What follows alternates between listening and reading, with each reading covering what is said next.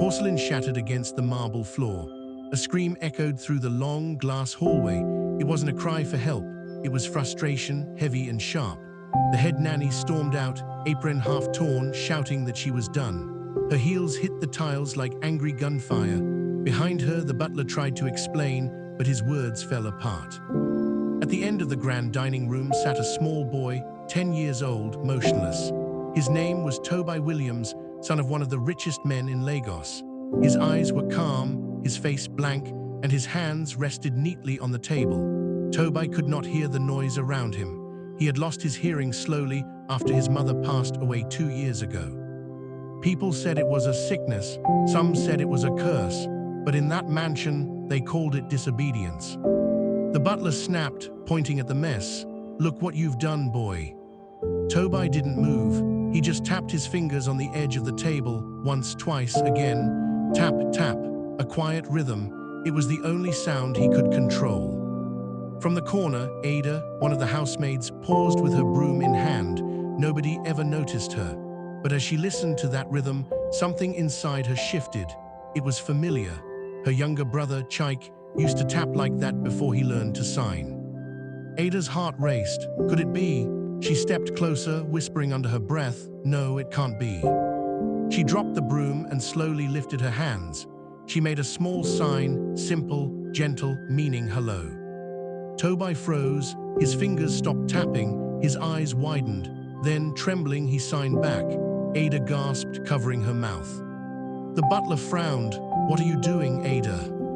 She lowered her hands quickly. "Nothing, sir, just cleaning." But her heart was beating too fast to hide it, because she had understood what the boy said. His small hands had formed 3 soft words, "Do you see me?" 7 weeks, 5 nannies, 1 boy locked in silence until someone finally listened.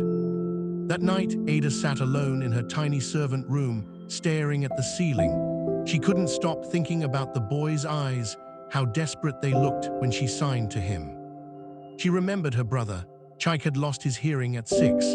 They had no money for doctors, so Ada learned to speak with her hands. She became his voice. Every night, they used to sit beside a dim bulb, tracing words on each other's palms. When he died of sickness at 15, Ada had promised herself one thing: "I'll never stop listening, even when others refuse to." Now, years later, that promise was knocking again, in the form of a lonely boy in a mansion filled with money, but no warmth. The next morning, the mansion woke like a machine. Every step, every breath, every clock tick was perfect. No one spoke unless it was an order. The head maid, Mrs. Benson, ran the house like a commander. Her words were short and cold. "Ada," she said, "we clean, we do not chat, especially not with that child." "Yes, Ma," Ada replied quietly. But when Mrs. Benson walked away, Ada looked toward the long hallway where Tobi sat. The boy's face was turned to the window, the light tracing his cheek. He looked peaceful but alone, like silence had built a wall around him. Later that day, as Ada cleaned the dining room, Tobi sat at the same table again. His toy car slipped off the edge and rolled under her mop. Without thinking, she signed one word: "Careful." Tobi blinked, then slowly he repeated the motion. His lips curved just a little, the first hint of a smile. From the doorway, the butler watched them. "Ada," he barked, "what's that nonsense you're doing?" "Nothing, sir," she said quickly. He grumbled and left. But when she looked back, Tobi tapped the table again. Tap, tap, his way of saying thank you. That night, Ada couldn't sleep. For years, she had been invisible to employers, to neighbors, to life. But now, a child who could not hear had seen her more clearly than anyone else ever did. The next morning, Ada came early. She started dusting near the stairs. Tobi stood there, watching her quietly. She lifted her hand and signed good morning. His smile returned, wider this time. From across the hall, Mrs. Benson saw them. Her face turned stiff. "Ada," she said sharply, "come to my office after breakfast." The silence that followed was heavy. Ada nodded, but her chest felt tight, because she could already tell kindness wasn't welcome here. When the breakfast bell rang, everyone moved like clockwork. Silver plates, crystal glasses. The smell of imported food filled the room. Mr. Williams, Tobi's father, sat at the head of the table, tall, serious, always busy. His suit was sharper than his words. Tobi sat beside him, trying to follow every motion, every lift of a fork. He wanted to do it right. Then his hand slipped, the fork fell, the sound crashed through the room. Everyone froze. Mr. Williams' jaw tightened, the butler sighed, Mrs. Benson muttered, "Not again." Tobi's eyes filled with panic. He could not hear, but he could feel the anger in the air. Before anyone could scold him, Ada stepped forward.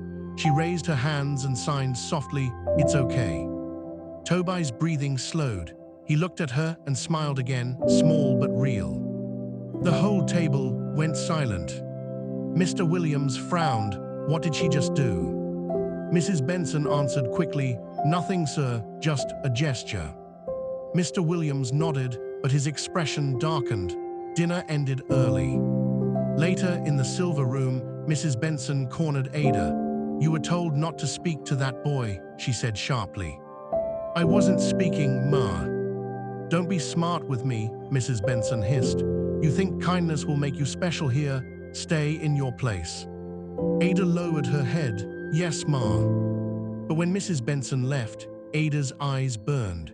Because for the first time, she realized kindness in this house was not just rare, it was forbidden. The next morning, as she set the table, she noticed 3 soft taps on the surface. Tap, tap, tap. Tobi was thanking her again. When she turned to leave, she heard 2 taps this time, "Stay." Something was changing inside that house. The silence that once felt powerful now felt tense, almost like it was about to break. In the afternoon, Ada overheard 2 guards whispering near the gate. They spoke about Mr. Williams' plans. There would be a big party soon, the biggest of the year.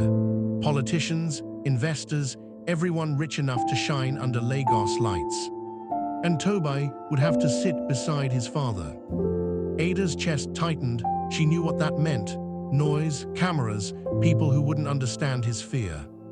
That night, she lay in bed thinking. Her heart said one thing, don't let that boy face it alone. But could she risk her job again? Could she face Mrs. Benson and Mr. Williams' anger? Still, she remembered Tobi's eyes when he signed "Thank you." She remembered her brother's small hands learning to speak in silence. And deep down, Ada knew the truth. If she stayed quiet now, she'd be no different from everyone who ignored her brother. She sat up, whispering to the darkness, "I'll be there." But as she said it, a question hung heavy in her mind. Would kindness save them both, or destroy everything? This story doesn't end here, more is coming soon. So make sure you hit that like button, drop a comment, and subscribe to be part of the journey.